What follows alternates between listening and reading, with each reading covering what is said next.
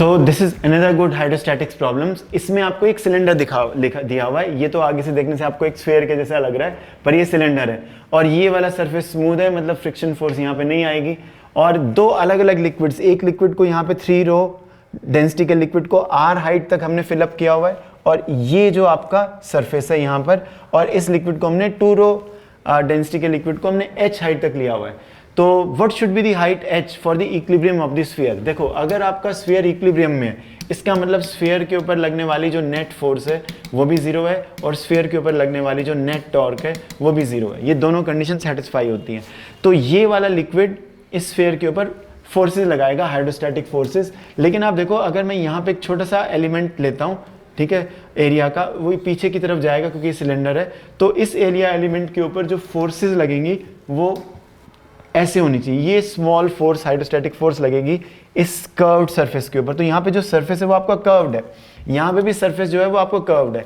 तो जब curved surfaces होते हैं तो उनके ऊपर हमें लगता है कि हाइड्रोस्टैटिक फोर्सेस निकालना थोड़ा ज़्यादा मुश्किल लगता है, बट एक्चुअली इतना मुश्किल नहीं है अगर हम जो ट्रिक हमने लास्ट प्रॉब्लम में सीखी है उसको अगर हम अप्लाई करना जानते हैं तो बेसिकली अब आपकी ये प्रॉब्लम ऐसे बन जाएगी और इतना सा इसका सोल्यूशन है। ठीक है, कैसे?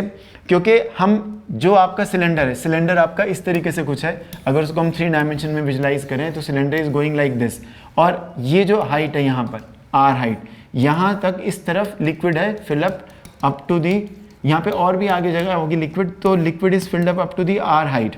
ठीक है, अब लेकिन आप देखो जो कर्व्ड सरफेस है, जो आपका ये कर्व्ड सरफेस है, अगर हम इसकी प्रोजेक्शन लेते हैं वर्टिकल प्लेन में, imagine a vertical plane passing through the central axis of the cylinder. हम सिलेंडर की जो सेंट्रल एक्सिस है, यानी कि ये वाली लाइन, इसमें से पास होने वाला एक वर्टिकल प्लेन इमेजिन करते हैं, और फिर जो ये वाला कर्व्ड सरफेस एरिया जहाँ तक ये लिक्विड फिल अप है, यहाँ तक, इस कर्व्ड सरफेस एरिया की प्रोजेक्शन हम इस प्लेन में अगर लेते हैं, तो अगर आप इसकी प्रोजेक्शन लोगे तो जहाँ जहाँ पे ये लिक्विड को टच कर रहा है, तो प्रोजेक्शन लेने से हमारे पास एक रेक्टेंगल आएगा इस प्लेन में। तो ये आपके पास है लेंथ, सपोज ये हमें नहीं दिया हुआ, तो ये इस हाइट को हम अगर कैपिटल H ले लें, ये कैपिटल R है, तो जो एरिया आएगा प्रोजेक्टेड एरिया, मतलब इस कर्व्ड सरफेस का प्रोजेक्टेड एरिया जो वर्टिकल प्लेन में आएगा, उसकी एक साइड तो ये बनी R और दूसरी साइड उसकी ये बनी जो कि height of the cylinder, let us call it as capital H।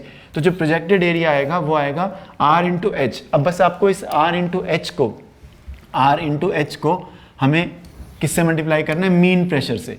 और मीन प्रेशर कितना आएगा वो हमने देखा, रो जी एच बाई 2। लेकिन रो जी एच बाई 2 कैसे? यहाँ पे h की वैल्यू r है, तो और रो की वैल्यू 3 रो है, तो 3 rho into r by 2 into जी, तो 3 rho into r by 2 into जी, ये आपके पास मीन प्रेशर है जो कि इस तरफ से फोर्स लग रही है, ये वाली फोर्स वेक्टर, ठीक है, जो कि फ्रॉम द लेफ्ट लेट से लग रही है इन दी, और ये projected area in the vertical plane. अब ऐसे ही जो दूसरी तरफ जो आपका सिलेंडर है उसका एरिया भी कर्व्ड है यहाँ पर। अब इसका जो प्रोजेक्टेड एरिया आएगा, अब यहाँ से जो आपके पास जो प्रोजेक्टेड एरिया बनेगा, तो आप इमेजिन करो कि ऐसा कुछ यहाँ पे रेक्टेंगल बनेगा, इस तरीके से रेक्टेंगल आएगा वर्टिकल प्लेन में। उस रेक्टेंगल की एक साइड आएगी स्मॉल h और दूसरी side the height of the cylinder. तो height of the cylinder into capital H, ये तो प्रोजेक्टेड एरिया है वर्टिकल प्लेन में। और मीन प्रेशर दूसरी तरफ से कितना है? वो है रो जी, और जो हाइट है, लेकिन यहाँ पे 2 रो डेंसिटी का लिक्विड है, तो ये रो जी एच बाई इसका हाफ। ठीक है, तो ये आपके पास मीन प्रेशर है। तो अगर हम इसको मीन प्रेशर से मल्टीप्लाई करते हैं तो हमारे पास आंसर निकालने में बिल्कुल भी हमें टाइम नहीं लगेगा, क्योंकि ये आपके पास r² आ जाएगा और ये h² आ जाएगा, और बाकी टर्म्स दूसरी तरफ से डेंसिटी और ये सब कैंसिल हो जाएंगी, तो हमारे पास h की वैल्यू आएगी √3/2 टाइम्स r।